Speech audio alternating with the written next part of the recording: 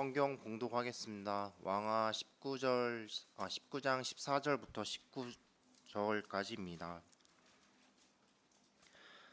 히스기야가 사자의 손에서 편지를 받아보고 여호와의 성전에 올라가서 히스기야가 그 편지를 여호와 앞에 펴놓고 그 앞에서 히스기야가 기도하여 이르되 그룹들 위에 계신 이스라엘의 하나님 여호와여, 주는 천하 만국의 홀로 하나님이시라. 주께서 천지를 만드셨나이다. 여호와여, 귀를 기울여 들으소서. 여호와여, 눈을 떠서 보시옵소서. 사내립이 살아계신 하나님을 비방하러 보낸 말을 들으시옵소서. 여호와여, 아수르 여러 왕이 과연 여러 민족과 그들의 땅을 황폐하게 하고 또 그들의 신들을 불에 던졌사오니 이는 그들이 신이 아니요 사람의 손으로 만든 것 곧 나무와 돌뿐이므로 멸하였나이다. 우리 하나님 여호와여, 원하건대 이제 우리를 그의 손에서 구원하옵소서. 그리하시면 천하 만국이 주 여호와가 홀로 하나님이신 줄 알리이다 하니라. 아멘.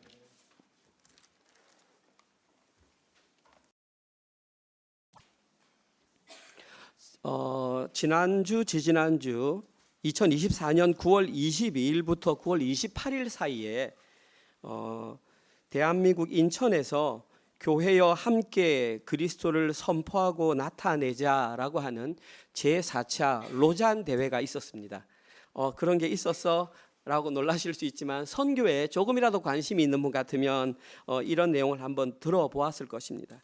이번에 인천에서 열린 로잔 대회라고 하는 것은 비공식적인 이름이고 공식적인 명칭이 뭐냐 하면 세계 복음화 국제 대회입니다. 그러니까 우리가 속칭 부르기는 로잔 대회라고 부르지만 세계 복음화 국제 대회니까 선교 관련된 어떤 세계적인 모임입니다. 그리고 이 대회를 로잔 대회라고 부르는 이유는 제1회 대회가 1974년 스위스 로잔에서 열렸기 때문에 그때 시작되어서 이름이 로잔 대회다 해서 이번에 4차로 열렸습니다. 올해가 2024년이니까 1974년에 처음 시작됐으니까 50년 만에 4차가 된 겁니다.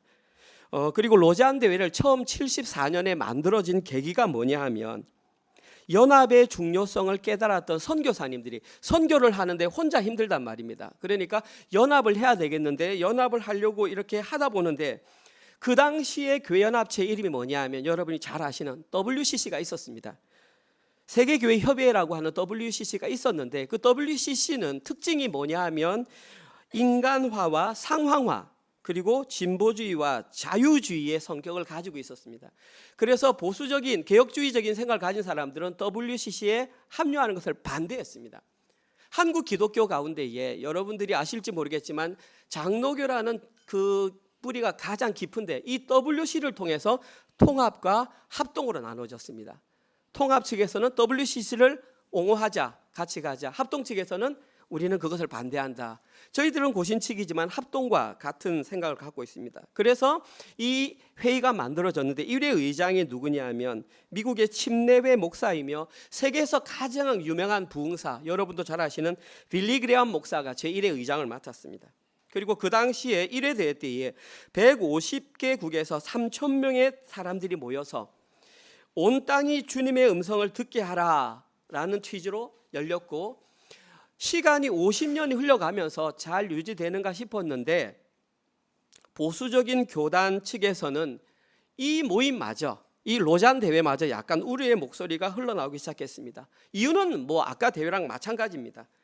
우리는 그렇게 개혁주의와 보수주의를 시작한다고 했는데 점점점 자유주의 신학을 가진 자들이 합류하게 되었고 특별히 안식일과 같은 우리는 안식일교를 이단이라고 말합니다. 그런데 그들도 포함되는 그런 포용적인 입장 이것을 신복음주의라고 합니다. 신복음주의적 성향을 가진 자들이 참여했고 실제로 이 앞에 대회 때는 어떤 일이 있었냐면 신사도적인 역량을 가진 사람들이 대회에 참여를 해서 특강을 하는데 신사도가 하는 역할이 뭐냐면 직통계시입니다. 우리는 이 말씀이 우리의 신앙의 근간이라고 보는데 신사도 운동을 하는 사람들은 하나님께서 나에게 말씀하시네? 오늘 형제에게 이렇게 말을 하네? 라는 직동 계시를 합니다. 우리는 그것을 절대로 배격합니다. 그런데 그들이 그 대회에 참여하면서 약간 분위기가 혼란스러워지는 것을 우려했습니다. 자, 이런 차원에서 한 번도 들어본 적이 없을 수 있지만 들어보았다면 우리는 로잔 회의를 어떻게 생각해야 되느냐? 지난주에 인천에서 열렸을 때 우리가 만약에 한국에 있는 교회 중에 성도 중에 한 사람이고 내가 선교에 관심이 있다면 참여하는 것이 맞습니까? 참여하지 않는 것이 맞습니까? 여기에 대한 분명한 지침이 있어야 하는 것입니다.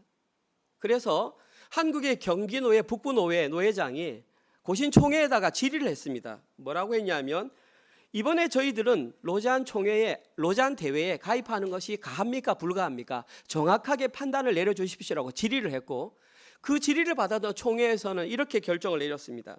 신학위원회와 고려신학대학원 교수회에 맡겨서 검토하게 한 후에 그들의 대답을 듣겠다. 그리고 교수회의에서 내린 결론이 뭐냐 하면 이렇습니다. 일부 참석자들이 로잔 정신을 따르지 않기도 하지만 그렇다고 해서 로잔 대회와 단절하는 것은 바람직하지 않다. 로잔 대회의 한계에 주의하면서 신앙 고백이 같은 교회들과 교제하고 세계의 선교를 위해 협력하는 것이 유익하다. 이렇게 결론을 내렸습니다. 그러니까 한마디로 요약하면 이겁니다. 모임의 한계가 있지만 그 한계에 주의하면서 참석하는 것은 가능하다. 이렇게 내렸습니다. 그럼 여기서 저희들은 한 가지 생각을 해야 됩니다. 모임의 한계를 주의하면서 참석한다는 것이 무엇일까요? 주관적일 수밖에 없습니다. 모임에 한계가 있다. 그러나 너가 잘 판단해서 참석해라. 이 모임의 한계에 주의한다는 것이 뭐냐 하면 저는 이렇게 해석합니다. 당신이 복음에 관해서 정확한 이해와 해석이 있다면 그 생각을 가지고 그들과 교제를 하라. 그리고 그들 가운데 분별력 있게 행동하라는 것입니다. 그들이 말하는 것이 다 옳은 것이 아니니까 정확한 진리 안에서 당신이 가지고 있는 복음의 의미를 정확히 안다면 충분히 분별할 수 있을 것이다 라고 해석이 되었습니다. 오늘 본문에는 열왕기하 말씀을 묵상하는데 너무나 감사하게도 방금 여기서 말하는 그 놀라운 복음, 신비한 복음, 오늘 찬양할 때에 우리에게 비밀로 감춰져 있던 그 복음이 명확하게 드러나 있습니다. 따라서 오늘 본문을 통해서도 올바른 복음, 진리에 관한 내용을 발견하셔야 됩니다. 그 내용은 히스기야의 믿음과 관련된 내용으로 설명되어 있습니다. 따라서 오늘 본문에 기록된 내용을 통해서 올바른 진리가 무엇이며 그 진리를 아는 자는 현실의 삶에서 어떠한 모습이 나타나야 하는지 말씀을 통해서 배워야 합니다. 간곡히 당부드립니다. 지금부터 딴 생각하면 뒤에 가면 무슨 얘기하는지 모릅니다. 그러니까 제 설교는 하나가 꼬리를 물기 때문에 집중하셔야 됩니다. 당부드립니다. 이 시간에 폰이라든지 그 외 전혀 예배를 방해하는 어떤 것은 손에서 놓기 바랍니다. 그리고 필기하실 분들은 주보나 아니면 각자의 노트로 필기하셔서 제가 이렇게 강조하는 이유는 이걸 들을 때에 우리의 삶과 죽음이 결정되기 때문입니다. 저는 그렇게 확신합니다. 여러분들은 어떻게 생각할지 모르겠지만 저는 이것이 정확하게 우리에게 와닿으면 우리는 살고 조금 아니면 몸은 비록 여기 앉아 있지만 삶과는 별 관계가 없을 것 같습니다. 한번 풀어보겠습니다. 첫 번째, 오늘 본문에 기록된 히스기야의 첫 번째 믿음입니다. 오늘 본문에서 히스기야가 가졌던 첫 번째 믿음은 의분을 참지 못하는 믿음입니다. 의분, 영어로 찾아보았습니다. Righteous indignation 이렇게 돼 있더라고요. 의로운 분노를 참지 못하는 히스기야의 믿음이 오늘 본문에 기록되어 있습니다. 오늘 본문 1절에서 7절 내용입니다. 제가 천천히 읽겠습니다. 히스기야 왕이 듣고 그 옷을 찢고 굵은 배를 두르고 여호와의 전에 들어가서 왕궁의 책임자인 엘리야김과 서기관 셈나와 제사장 중 장로들에게 굵은 배를 둘려서 아모스의 아들 선지자 이사야에게로 보내매 그들이 이사야에게 이르되 히스기야의 말씀이 오늘은 환난과 징벌과 모욕의 날이라 아이를 낳을 때가 되었으나 해산할 힘이 없도다. 랍사게가 그의 주 아수르 왕의 보냄을 받고 와서 살아계신 하나님을 비방하였으니 당신의 하나님 여호와께서 혹시 그의 말을 들으셨을지라. 당신의 하나님 여호와께서 그 들으신 말 때문에 꾸짖으실 듯하니 당신은 이 남아있는 자들을 위하여 기도하소서 하더이다 하니라. 이와 같이 히스기야 왕의 신복이 이사야에게 나아가니 이사야가 그들에게 이르되 너희는 너희 주에게 이렇게 말하라. 여호와의 말씀이 너는 아수르 왕의 신복에게 들은 바 나를 모욕하는 말 때문에 두려워하지 말라. 내가 한 영을 그의 속에 두어 그로 소문을 듣고 그의 본국으로 돌아가게 하고 또 그의 본국에서 그에게 칼에 죽게 하리라 하셨느니라 하더라. 히스기야 왕은 오늘 본문에 기록된 대로 사네립이라고 하는 아수르 왕이 있습니다. 그의 신하의 직분이 랍사게입니다. 그 랍사게가 예루살렘에 뭐라고 막 외쳤습니다. 어저께 본문 내용입니다. 우리가 말씀 묵상을 제대로 한다면 어저께 본문 내용에 랍사게가 외친 내용이 나와 있습니다. 히스기야는 그 말을 듣고 도저히 분을 참을 수가 없었습니다. 너무 분을 참을 수가 없었습니다. 왜 분을 참을 수 없었느냐? 어저께 본문에 기록된 내용을 한마디로 요약하면 두 문장으로 요약할 수 있습니다. 첫 번째 문장, 히스기야 왕이 여호와를 의지하라고 말하지만 여호와는 의지할 대상이 아니다. 이게 랍삭의 핵심입니다. 첫 중요한 단어는 의뢰입니다. 여호와는 의뢰할 대상이 아니다. 두 번째 내용은 뭐냐면 너희는 히스기야 왕에게 속지 말라. 여호와라고 하는 신은 절대로 너희를 이 환난에서 건지지 못할 것이다. 중요한 단어는 건짐입니다. 첫 번째는 의뢰할 신이 아니다. 두 번째는 건질 신이 아니다. 이것이 랍사게가 말했던 것입니다. 쉽게 말해서 랍사게는 지금 뭘 하냐면 하나님의 존재 자체를 부인시켰습니다. 그는 의지할 신도 아니고 그를 건질 신도 아니다. 이 소리를 들었던 히스기야는 분이 나서 참을 수 없었습니다. 사랑하는 성도님들께 한번 여쭤보겠습니다. 이 소식을 여러분이 들었는데 히스기야와 같은 그런 의분이 생기십니까? 아니면 옛날에 그냥 그런 일이 있었구나, 성경이라는 것이 그런 내용이네, 이런 생각이 드십니까? 저는 이 성경이 옛날의 성경이라고 생각하지 않습니다. 저는 이 성경은 오늘 이 시간 우리에게 역사하는 살아있는 하나님의 말씀이라고 확신합니다. 제가 아멘을 기대했었습니다. 진짜 기대했었습니다. 농담이 아니고 아까 대표 기도든 무슨 찬양이든 할 때 기도를 마치면 우리는 아멘으로 화답해야 됩니다. 이건 성도의 의무입니다. 특별히 젊은이들, 학생들 제가 당부합니다. 어른들은 제가 모르겠습니다. 이제 대표 기도 끝나면 아멘 크게 하십시오. 저희 교회는 그런 교회입니다. 그 기도가 내 기도다 그러면 마칠 때 중간중간에는 안 해도 상관없습니다. 기도가 마칠 때는 아멘 크게 해주십시오. 이 말씀은 살아있는 하나님의 말씀임을 저는 확신합니다. 그래서 만약에 그 살아계신 하나님을 그런 신이 아니라고 폄하하면 의분이 드는 것은 너무나 당연한 말씀입니다. 하나님의 백성들은 당연히 의분을 참지 못하는 반응이 나와야 합니다. 왜냐하면 이것보다 더 심하게 하나님을 욕하는 게 없기 때문입니다. 여러분 밖에 가서 나를 욕하는 건 참아도 부모님 욕하는 건 못 참잖아요. 하나님 욕하는 거 잘 참고 계시잖아요. 나의 존재를 한번 나와 하나님의 관계를 한번 생각해 봐야 합니다. 객관적으로 저 멀리 계시는 어떤 신, 욕먹어도 나와 관계없는 신인지, 진짜 나의 주인인 나의 왕인 그분이 욕먹으면 내가 의분을 갖는 것인지 한번 진짜 객관적으로 그 관계를 점검해 봐야 합니다. 의분을 참지 못하는 믿음을 가졌던 히스기야는 오늘 보면 1절에서 그걸 듣자마자 자기의 옷을 찢었습니다. 그리고 굵은 베옷을 입었습니다. 굵은 베옷은 상복입니다. 누군가 죽었을 때 국가적으로 슬퍼하거나 회개할 때 입는 옷이 베옷입니다. 그 굵은 베옷을 입었습니다. 그리고 즉시 이사야 선지자에게 사람을 보냈습니다.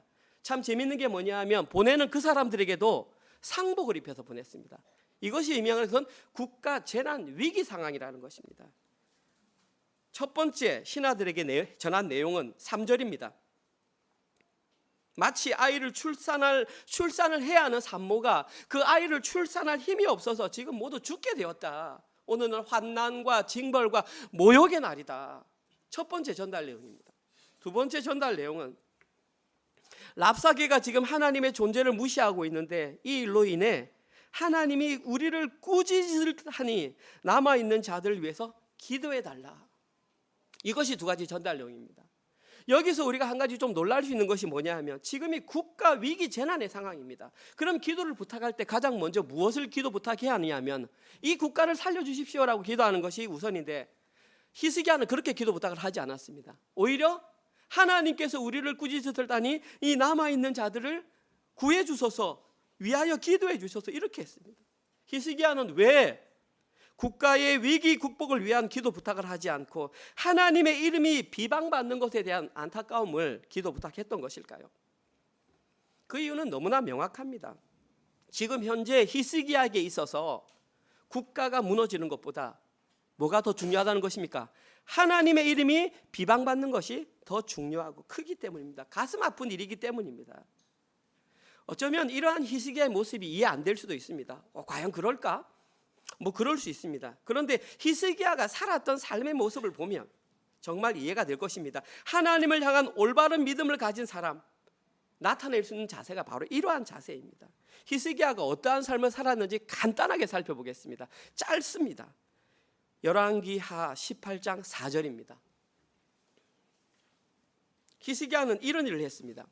그가 여러 산당들을 제거하며 주상을 깨뜨리며 아세라 목상을 찍으며 모세가 만들었던 노뱀을 이스라엘 자손이 이때까지 향하여 분향함으로 그것을 부수고 느후스단이라 일컬었더라. 제가 짧게 한 절 읽었지만 사실은 병행 구절인 역대하 29장에 가면 아주 길게 들어 있습니다. 그때 첫 마디가 뭐냐면 이겁니다. 히스기야가 왕이 되자 성전 문을 열었더라. 그 말인즉슨 그의 아버지는 성전 문을 닫고 우상에게 숭배했다는 것입니다. 그런데 히스기야가 왕이 되자 가장 먼저 한 게 성전 문을 열고 성전을 정화시켰습니다. 두 번째 했던 게 뭔 줄 압니까? 그 성전에서 찬양할 찬양대를 선별했습니다. 다윗 시대에 있었던 그 찬양대가 사라져 버렸는데 히스기야가 그 찬양대를 회복시켜 버렸습니다. 왜 회복시켰겠습니까? 예배에 찬양이 들어가야 하기 때문입니다. 우리 교회가 얼마나 은혜 받은 교회인지 아십니까? 이 작은 교회, 이 공간 속에 이러한 찬양이 흘러넘치는 것은 기적 중에 기적입니다. 절대 당연하게 생각하면 안 됩니다. 히스기야가 성전을 하면서 찬양을 회복시켰고 또 했던 일이 뭐냐면 유월절을 회복했습니다. 사라졌던 출애굽했던 그 유월절을 히스기야가 회복시켰는데 놀라운 게 뭐냐면 남유다의 왕인데 북이스라엘에까지 사람을 보내가지고 다 초청해가지고 함께 예배드렸습니다. 있을 수 없는 일이죠. 이 정도로 종교개혁을 크게 한 사람이 히스기야입니다. 그런데 오늘 본문에는 그 내용을 말하는 것이 아니라 제가 말하고 싶은 건 두 가지입니다. 첫 번째, 산당을 제거한 것입니다.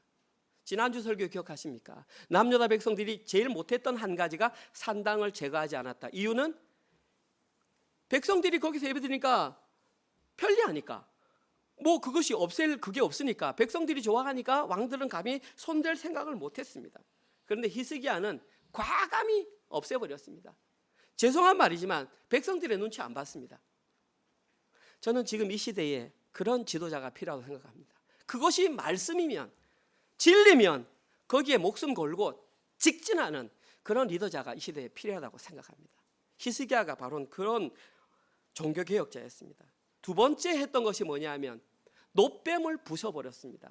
노뱀 이야기하자면 너무 깁니다. 그런데 간단하게 하면 민수기에서 이스라엘 백성들이 불평하다가 불뱀에 물려 죽어갔습니다. 불뱀이라는 뜻은 독이 아주 많은 독사를 말합니다. 그래서 기도했더니 하나님께서 모세에게 뭐라 그러냐면 노뱀을 만들어서 세워라. 그러면 보는 자는 살 것이다. 그런데 신기하게 노뱀을 보니까 그 물렸던 자가 살아나더라는 것입니다. 그때부터 그것이 보관되었습니다. 그러면서 사람들은 뭐라고 생각했냐면 이것 보고 절하면 병이 낫는다라고 생각한 겁니다. 치료의 신으로 섬겼습니다. 죄송한 말이지만 우상숭배입니다. 그것이 민수기에 어떤 일을 역할을 했던 상관없이 그것을 섬기는 것은 우상숭배입니다. 여기서 저희들은 이 시대에도 충분히 십자가 복음으로 우상숭배할 수 있음을 알아야 됩니다. 말로 십자가 얘기한다고 복음이 아니란 말입니다. 성경을 언급한다고 해서 전부 복음이 아니라는 얘기입니다. 그 자체가 우상이 될 수 있습니다. 정확하게 판단해야 됩니다.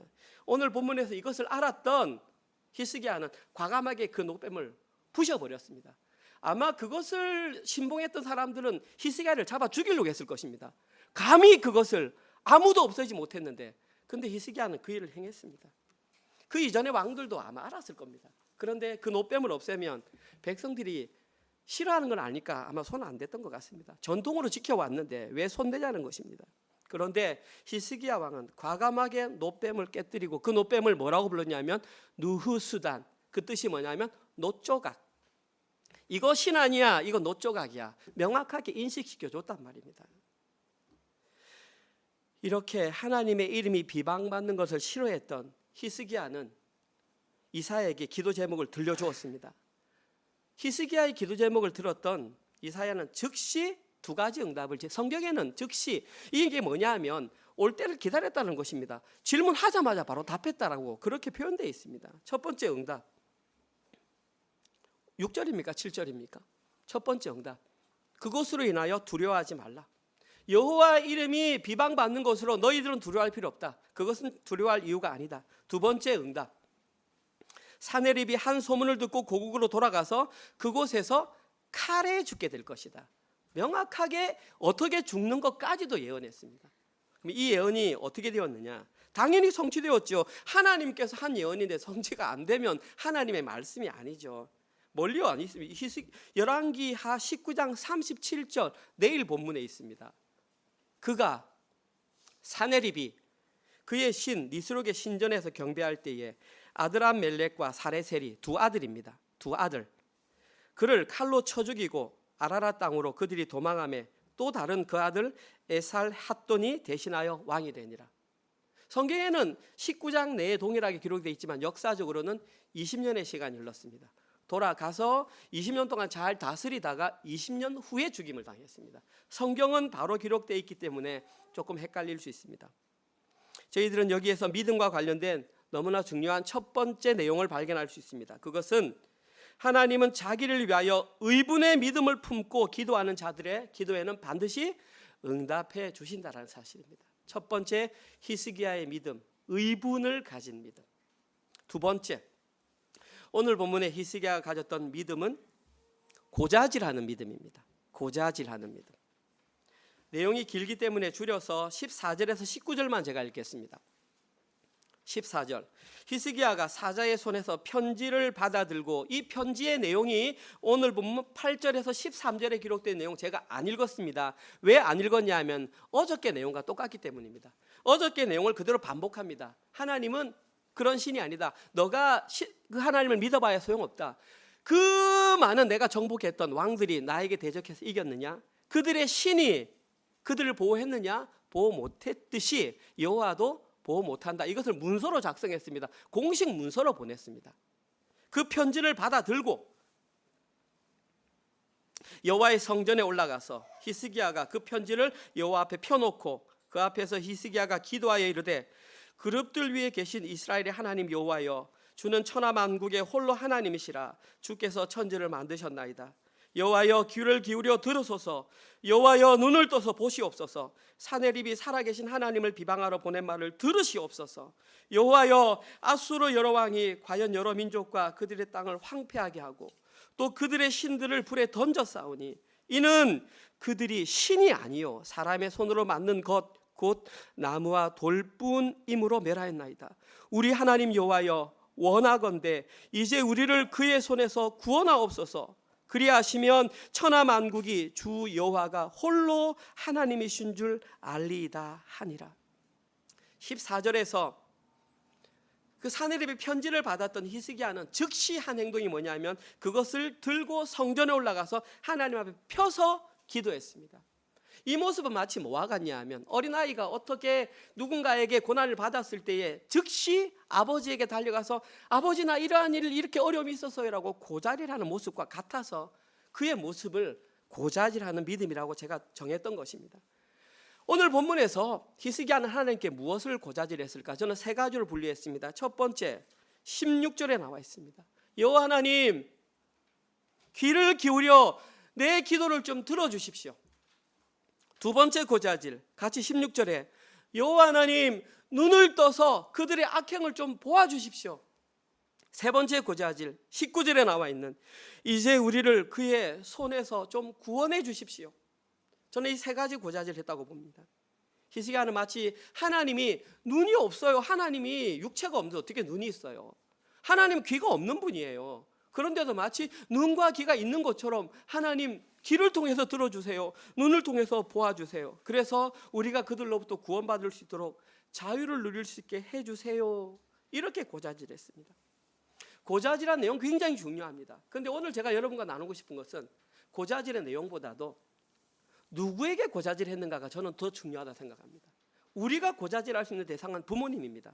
마찬가지로 히스기야도 하나님께 고자질했습니다. 그런데 그 하나님이 멀리 계신 어떤 몽환적인 글에 나오는 그런 하나님이 아니라 실제로 자기 삶과 직접 연결된 그분께 기도했다는 것입니다. 오늘 본문에 보면 첫 번째 히스기야가 고자질했던 대상은 15절입니다. 그룹들 위에 계신 이스라엘의 하나님입니다. 그룹들 위에 계신 이스라엘의 하나님. 여기 그룹은 영어의 GROUP 그룹이 아닙니다. 히브리어 케루빔입니다. 케루빔이 뭐냐 하면 하나님을 찬양하는 천사들의 형상, 그것을 케루빔, 한글로 그룹이라고 했습니다. 그리고 우리가 잘 알듯이 이 그룹이 있는 곳이 있습니다. 형상화되어 있는 곳이. 성전의 지성소 안에 뭐가 들어있습니까? 법궤가 있습니다. 하나님의 말씀이 들어있는 그 법궤, 그 법궤의 뚜껑 위에 이렇게 그룹들이 두 날개를 펼치고 있습니다. 그 모양이 있습니다. 그 법궤 뚜껑을 뭐라고 하는지 아십니까? 속죄소라고 합니다. 좀 다른 말로는 시은좌라고 합니다. 왜 시은좌냐 하면 은혜가 베풀어지는 장소다. 영어로는 멀시 시시입니다. 은혜가 앉는 자리. 하나님께서 뭐라고 말했냐면 내가 그 그룹들 위해서 너를 만나주겠다라고 약속을 하셨습니다. 따라서 오늘 본문에서 히스기야가 그룹들 위에 계신 이스라엘의 하나님을 부른 것은 어떤 하나님을 불렀냐면 언약의 하나님을 부른 것입니다. 하나님께서는 믿음의 조상 아브라함을 선택하시고 그와 언약을 창세기 15장 12절 이하에서 맺었습니다.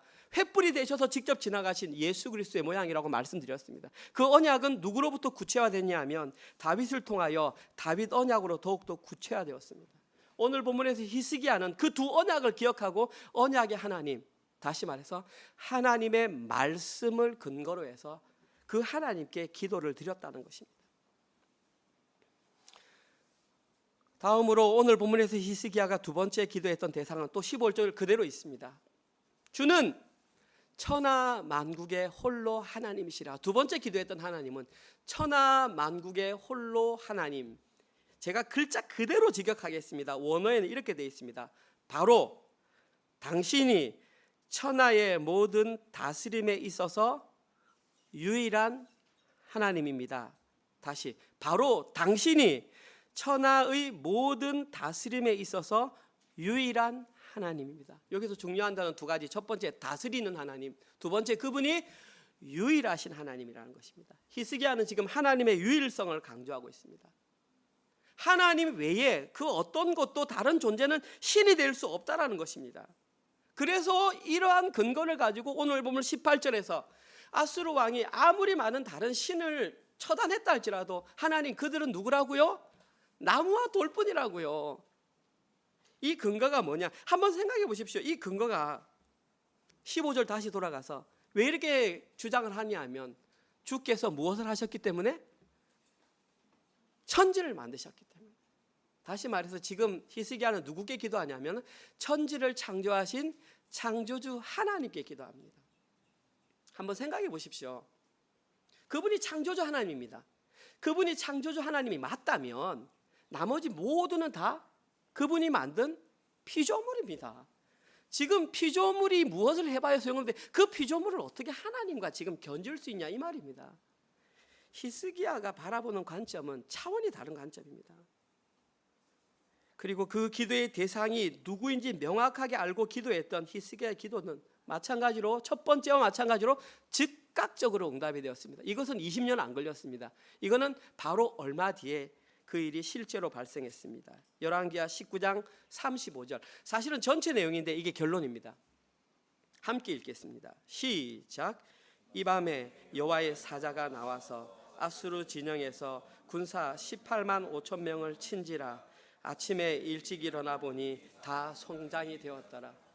그렇게 기도했습니다. 하나님 구원해 주세요. 기도했더니 하나님께서 하나님의 천사를 보내서 했더니 18만 5천 명이 다 죽어버렸습니다. 이 세상에 존재하는 사람 가운데에 이것이 어떻게 가능한지 설명할 수 있는 사람은 단 한 사람도 없습니다. 창조주 하나님이 하신 일입니다. 우리는 믿음으로 그냥 받아들일 뿐입니다. 이것을 분석하고 이것이 이성적으로 가능하니 불가능하니 따지는 것은 이거는 전혀 있을 수 없는 일입니다. 이것은 믿음으로 받아들여야 할 영역입니다. 따라서 여기에서 저희들은 믿음과 관련된 두 번째 내용을 확인할 수 있습니다. 하나님은 대상에 대한 올바른 믿음을 가지고 기도하는 그 자들의 기도에는 반드시 응답해 주시는 것입니다. 이것이 오늘 본문에 기록된 열왕기하 19장에 기록된 내용입니다. 오늘 본문이 이 내용입니다. 오늘 본문에서는 히스기야의 두 가지 믿음, 첫 번째 의분을 품는 믿음, 두 번째 고자질하는 믿음. 자, 그러니까 우리도 히스기야와 같은 믿음을 가집시다. 아멘 하면 안 되는데, 저 아멘이 아니었는데, 이거 아멘 아니었는데. 그렇게 결론이 맺어지면 우리는 진리를 보지 못하는 것입니다. 그러면 주인공이 누가 되냐 하면 히스기야가 주인공이 된단 말입니다. 히스기야가 주인공이 되니까 로잔회의 같은 데 가가지고 우리가 배워왔던 현실이 바로 이것이라는, 지금까지 하나님이 들으면 가슴을 찢을 통탄할 일이란 말입니다. 오늘 본문은 그걸 말하고 있는 게 아니에요. 이렇게 마무리되면 너무나 아름다웠겠지만 너무나 안타깝게도 히스기야의 결말은 아름답지가 않습니다. 뒤에 읽어보시면 다 나오는데 한마디로 요약된 것이 역대하 32장 25절입니다.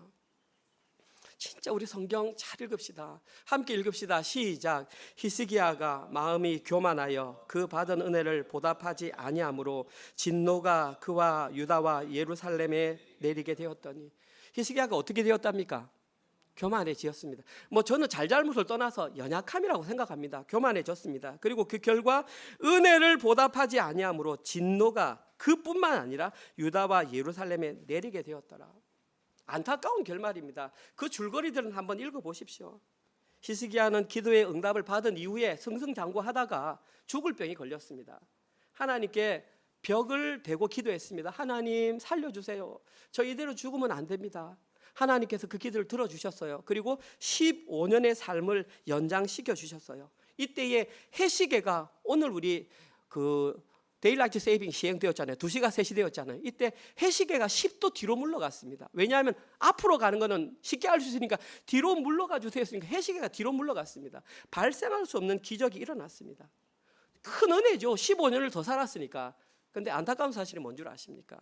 이스라엘이 남유다가 누구 때문에 망했냐면 므낫세 왕 때문에 망했거든요. 므낫세가 언제 태어났냐면 그 15년 사이에 태어났습니다. 므낫세가 몇 살의 왕이 됐냐면 12살의 왕이 되었거든요. 그 15년 살아있는 동안에 므낫세가 태어났고 그 므낫세 왕으로 말미암아 남유다가 멸망하게 되었어요. 15년 더 살았던 것이 결코 좋은 일이라고 볼 수는 없습니다. 이 기간을 통하여 히스기야는 마음이 교만해져서 어떤 일을 했냐면 바벨론 신하들이 당신 죽을 병 걸렸다가 살았다며, 그러니까 기분이 좋아가지고 자기의 보물과 군기고와 하나님의 성전과 모든 것을 다 보여주었습니다. 열왕기하 20장 12절에 나오는 내용입니다. 이때 이사야가 하나님의 말씀을 그대로 전했습니다. 하나님의 말씀이 이것입니다. 왕이여 들으소서. 이 일로 인하여 남유다는 바벨론의 포로로 잡혀가고 당신의 후손들은 그 바벨론의 환관이 될 것입니다. 우리가 말하는 내시가 될 것이라는 말입니다. 20장 17절 18절에 나와 있습니다. 이때 저희들은 의문을 가져야 합니다. 왜 성경은 아까 제가 처음에 말했듯이 히스기야 같은 믿음을 본받읍시다 라고 끝나지 않고 이렇게 수치스러운 일을 기록해 두었던 것일까요?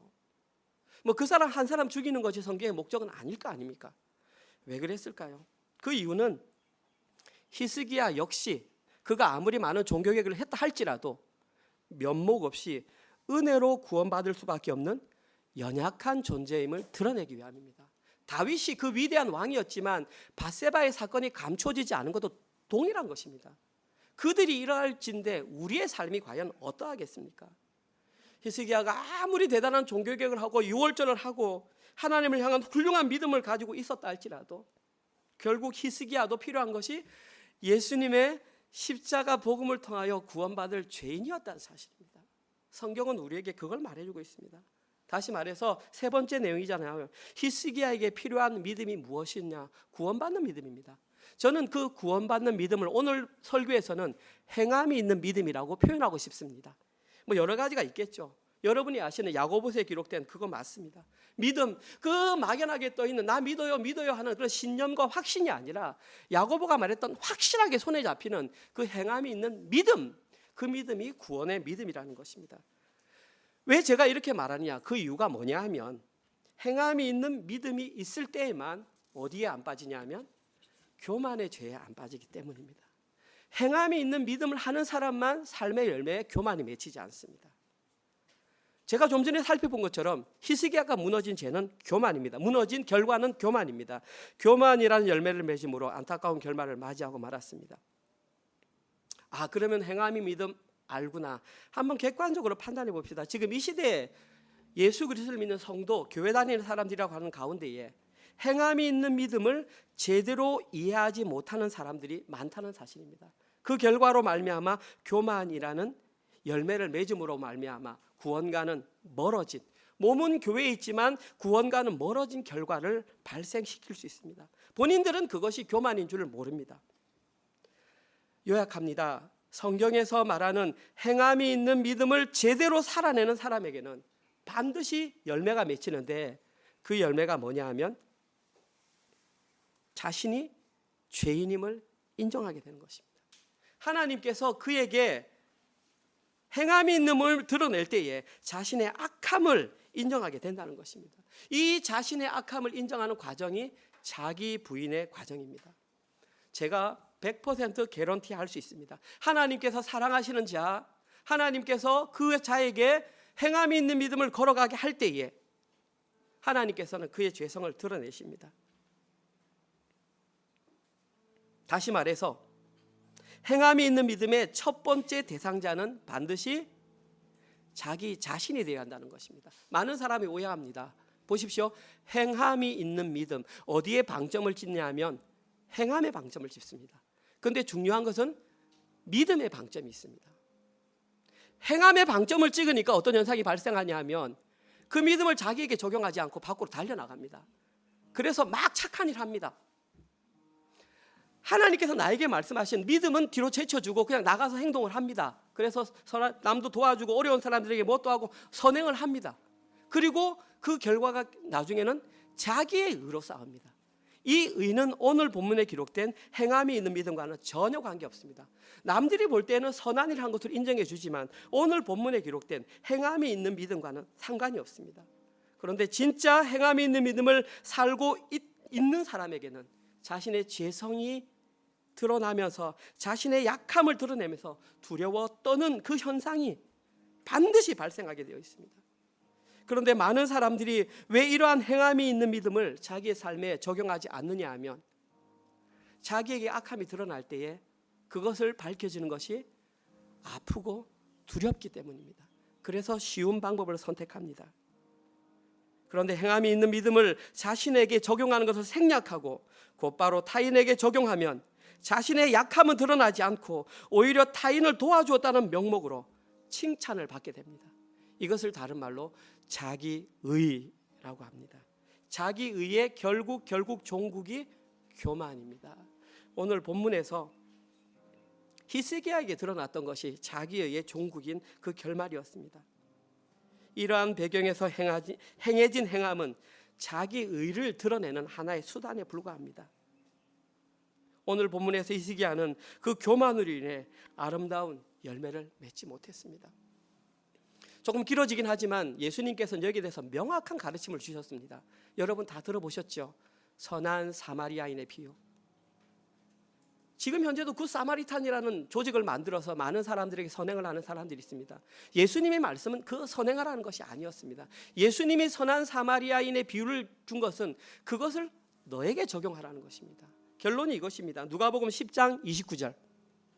그 사람 젊은 부자 율법학자가 자기를 옳게 보이려고 예수께 여짜오되 그러면 내 이웃이 누구이오니까? 무슨 말입니까? 이웃이 누구인지 가르쳐주면 당장 달려가서 그 사람에게 선행을 베풀겠다는 것입니다.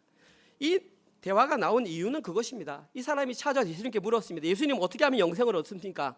예수님께서 하신 말씀이 성경의 요약, 하나님 사랑과 이웃을 사랑하면 된다. 그러니까 그 이웃을 딱 잡아가지고 그러면 내 이웃이 누구입니까? 달려가겠습니다. 가장 전형적인 자기 의를 행하는 사람, 교만으로 멸망하는 사람이 바로 저 모습입니다.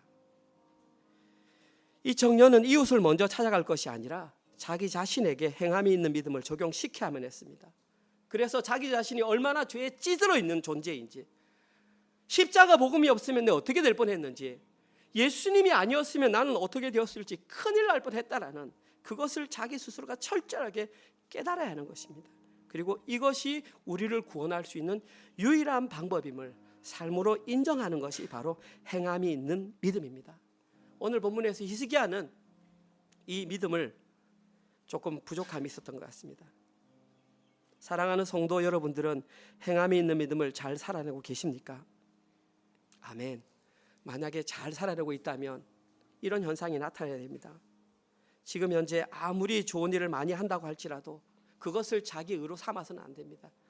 그 자기에게 적용하면서 내 속에 이 해결되지 못한 죄로 말미암아 가슴을 찢어야 합니다. 오늘 본문에서 히스기야는 믿음이 훌륭한 인물로 등장하였지만 부족함을 드러내고 말았습니다. 히스기야가 필요했던 믿음은 바로 행함이 있는 믿음이었습니다. 히스기야 역시 자신의 삶을 통해서 행함이 있는 믿음을 자신에게 먼저 적용해야 하는 연약한 존재, 은혜의 대상, 구원의 대상이었습니다. 다시 한 번만 더 반복하겠습니다. 이 내용은 지금 하나님의 백성으로 살아가는 저희들에게 즉시 적용되어야 할 너무나 중요한 내용입니다. 행함이 있는 믿음을 살아내신다면 자신의 약함을 발견하고 가슴을 찢는 현상이 먼저 발생해야 합니다. 저는 이 설교를 준비하면서 무엇을 느꼈냐 하면 한 가지 제 인생의 해답을 찾았습니다. 그것이 뭐냐 하면 왜 하나님은 나를 목사로 부르셨을까? 성격도 좋지 못하고 말도 빠르고 오래 참지도 못하는데 왜 나 같은 사람을 목사로 세우셨을까? 곰곰이 기도하고 생각했습니다. 제가 내린 결론은 저 인간은 목사시키지 않으면 계속해서 도망가기 때문입니다. 계속해서 피하는 겁니다. 하나님께서 자기 부인의 길을 계속 주시는데 이제는 목사가 되니까 도망갈 길이 없습니다. 매주 설교를 해야 되는데 매주 말씀을 보는데 말씀이 나를 찌르는데 더 이상은 도망갈 길이 없는 것입니다. 와, 그렇구나. 야, 하나님의 운행하심과 성리는 조금의 빈틈도 없구나. 지난 한 주 계속해서 말씀을 묵상하면서 저의 죄성이 드러나는데 참을 수가 없었습니다. 특별히 가까이 있는 사람들로부터 그러한 지적을 받는데 와, 제가 이렇게 더럽고 추한 죄인이었나. 그 악함 때문에 도저히 살아갈 수가 없었습니다. 정말 모든 거 다 그냥 내려놓고 싶었습니다. 그런데 하나님께서는 그 길을 가라고 말씀하십니다. 하나님께서 가라고 하는 그 끝까지 순종하겠습니다. 사랑하는 성도님들도 비록 그 길이 힘들고 어렵다 할지라도 행함이 있는 믿음으로 말미암아 정말 주님께서 가라고 하는 그 길 끝에 순종하시는 모든 분들 되시기를 주님의 이름으로 축원드립니다. 아멘. 주님 감사합니다. 열왕기야 말씀을 통해서 하나님께서 들리고자 원하시는 진리의 말씀을 깨닫게 하시니 감사합니다. 이제는 그 깨달은 것에서 멈추지 말게 하시고 히스기야에게 부족했던 그 행함이 있는 믿음을 저희들이 먼저 살아나게 하여 주시옵소서. 그 행함이 있는 믿음을 착각하여 자신은 변하지 않으면서 십자가 앞에 자신을 부인하지 않으면서 달려나가 선행을 행치 말게 하시고 내가 먼저 십자가 앞으로 달려가 십자가 앞에서 자신을 올바로 드러내며 내가 얼마나 악한 죄인이었는지 하나님의 도움이 없이는 나는 한순간도 살아갈 수 없는 존재임을 깨닫고 주님께만 달려가며 자기를 부인하고 자기 십자가를 지는 그 길을 걸어가는 우리 사랑하는 성도들 되길 소망합니다. 하나님 그러한 삶을 우리 현실에서 증명하는 모습으로 세상 사람들이 목숨처럼 여기면 그 물질, 그 돈이 우리의 주인이 아님을 고백하는 마음으로 하나님께 10의 1조와 주정헌금과 감사헌금과 셀모임 헌금으로 하나님께 올려드렸습니다. 하나님 함께 동참한 자들에게는 복의 복을 더하여 주셔서 물질을 의지하며 살지 않고 여호와 하나님 의지하며 살아가는 걸 깨닫게 하시고 동참하지 못한 자들이 있다면 동참할 수 있는 믿음을 허락하셔서 더 이상 물질이 나의 주인이 아니라 하나님이 나의 주인임을 삶으로 고백하는 자들 될 수 있도록 은혜 내려 주시옵소서. 이제는 우리 주 예수 그리스도의 은혜와 하나님의 사랑하심과 성령님의 위로교통 감아 깨닫게 하심이 오직 여호와 하나님 한 분만을 자신의 주인으로 인정하며 살아가기로 결단하는 사랑하는 은혜로 교회 성도들 머리 위에와 지금 이 시간에도 세계 곳곳에 흩어져서 주의 복음을 증거하시는 사랑하는 선교사님들과 그들의 사역과 그들의 자녀들 머리 위에 지금부터 영원토록 함께 있을지어다. 아멘.